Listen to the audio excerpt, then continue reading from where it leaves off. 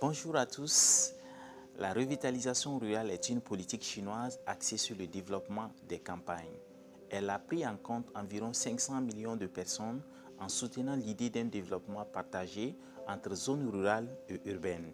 Sa mise en œuvre dans la Chine profonde a considérablement amélioré les conditions de vie des populations.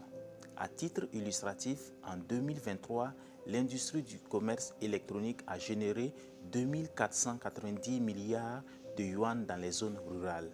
Au cours de la même année, le revenu disponible par habitant des résidents ruraux a augmenté de 7,6% par rapport à l'année précédente. Bref, voici quelques statistiques qui illustrent les résultats de la revitalisation rurale en Chine. Comment cette initiative a transformé qualitativement les campagnes chinoises? J'ai visité de nombreux endroits cette année dans la Chine profonde et je voudrais partager quelques exemples avec vous. Dans son processus de développement, la Chine a accordé une priorité absolue au secteur agricole et culturel. Pour sortir les campagnes chinoises de la pauvreté, de nombreux efforts ont été consentis pour réformer l'agriculture et dynamiser le potentiel culturel. À travers le processus de revitalisation rurale, l'idée de développement partagé a transformé qualitativement le visage des zones rurales à travers le pays. Le gouvernement central et les autorités locales ont apporté un soutien constant aux zones rurales pour les rendre plus attractives et plus conviviales. C'est le cas de la ville antique de Tikao dans la province du Shanxi, bâtie sur les rives du fleuve Jaune. Cette localité a été dans le passé un centre commercial florissant. Au cours du mois de juillet dernier, je me suis rendu à Tikao pour constater du visu le boom touristique. La position idéale et stratégique de Tikao au bord du fleuve Jaune a été déterminante dans les échanges entre le nord et le sud de la Chine de par le passé. Tikao a été un important carrefour commercial pour l'acheminement des marchandises par les pistes. Certaines activités sur les rives du fleuve rappellent le passé glorieux de Tikao et attirent des touristes. En arpentant les rues de la ville, je mesure la solidité du matériau qui a été utilisé dans la construction des maisons. Les ruelles sont bâties avec des pierres dures et épaisses qui résistent bien à l'érosion. L'héritage commercial de Tikao se perpétue dans ses recoins. Tikao est également célèbre pour la qualité et la diversité de ses vinaigres. Une productrice du précieux liquide m'invite à découvrir son activité. Dans l'arrière-cour de sa boutique, elle me présente avec force détail tout le processus de production du vinaigre.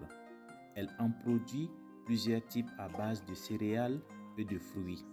Chaque type de vinaigre a ses vertus. Je n'hésite pas à acheter quelques bouteilles.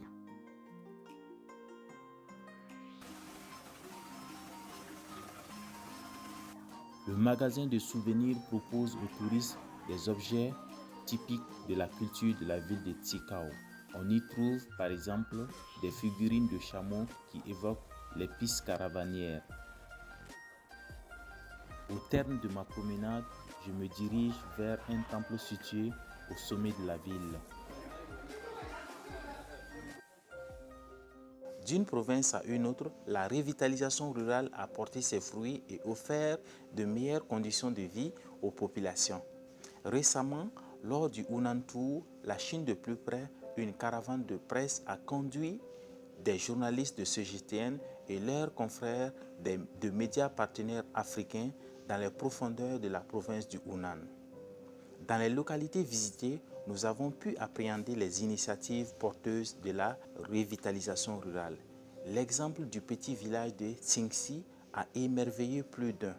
Le tourisme culturel autour de la littérature et l'agriculture intelligente ont fait de Xingxi une carte postale dans le Hunan.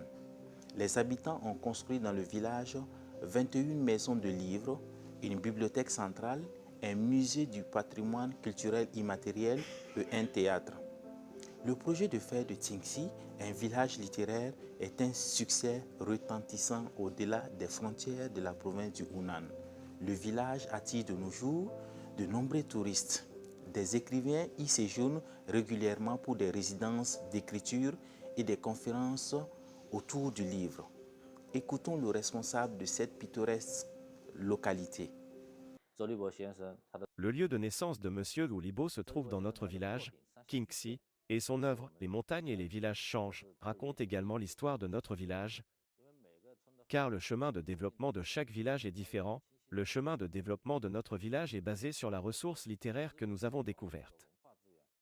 L'écrivain viennent ici pour diffuser leurs connaissances auprès du peuple, et de la même manière, les gens du peuple contribueront à promouvoir certaines des œuvres de ces écrivains. Avec le développement du village, il y a de plus en plus de touristes, et la qualité globale des villageois du village de Qingxi s'est régulièrement améliorée et la vie des villageois est devenue de plus en plus prospère. D'autres localités comme Changputang et Shibadong sont aussi des localités modèles sorties de la pauvreté dans la province du Hunan. Les activités agricoles et artisanales y ont été mieux organisées et ont permis aux habitants d'augmenter leurs revenus. À Changputang, par exemple, la plantation de l'arbre à kiwi, d'orangers et d'autres arbres fruitiers a procuré des revenus conséquents aux membres de la coopérative villageoise. Les recettes annuelles de la vente du kiwi rapportent plusieurs millions de yuan. Grâce au progrès technologique, les kiwis peuvent être transformés en plusieurs variétés qui sont très prisées à travers la Chine. D'autres produits comme la viande séchée et les articles de l'artisanat sont aussi des sources de revenus importantes pour les habitants de Changputang. Les résultats de la lutte contre la pauvreté dans ce village ont été spectaculaires au point qu'il a été reconnu entre autres comme village modèle pour la revitalisation rurale dans la province du Hunan. Il faut souligner que plusieurs initiatives ont été mises à contribution pour revitaliser les campagnes, notamment les live streaming qui assurent la promotion des produits agricoles. Les agriculteurs apportent des fruits, des légumes, des céréales qui s'écoulent rapidement en ligne. Grâce aux prouesses technologiques, les paysans arrivent à vendre leurs produits dans toute la Chine à travers les plateformes numériques. Loin d'être une vue de l'esprit, la revitalisation rurale a laissé une empreinte visible dans le développement des zones reculées en Chine. Il faut voyager dans le pays profond pour apprécier de plus près les résultats en matière de lutte contre la pauvreté à travers la promotion agricole et culturelle. Le potentiel agricole des campagnes a été mis en exergue. Le quotidien des populations rime désormais avec sécurité alimentaire, augmentation des revenus et vie meilleure. Les recettes du tourisme à Shibadong ont été par exemple estimées à environ 20 millions de yuan en 2023. Au cours de cette année, 838 000 touristes ont visité ce village lové au creux d'un massif montagneux. La revitalisation rurale est un axe central dans la modernisation chinoise. Grâce à elle, le développement socio-économique est perceptible dans les zones rurales. L'initiative a produit des résultats significatifs dans la prospérité des campagnes chinoises.